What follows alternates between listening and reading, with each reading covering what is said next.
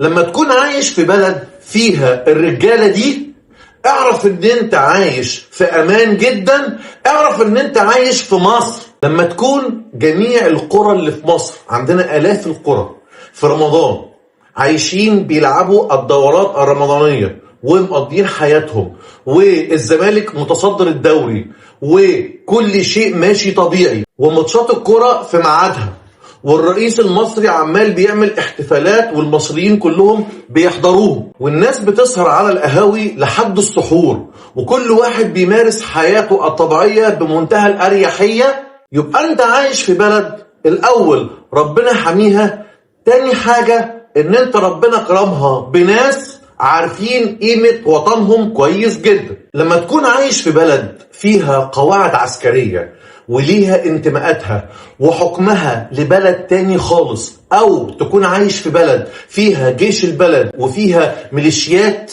يبقى انت لازم تعيش عينك في وسط راسك، لان القرار مش قرارك، والله المستعان.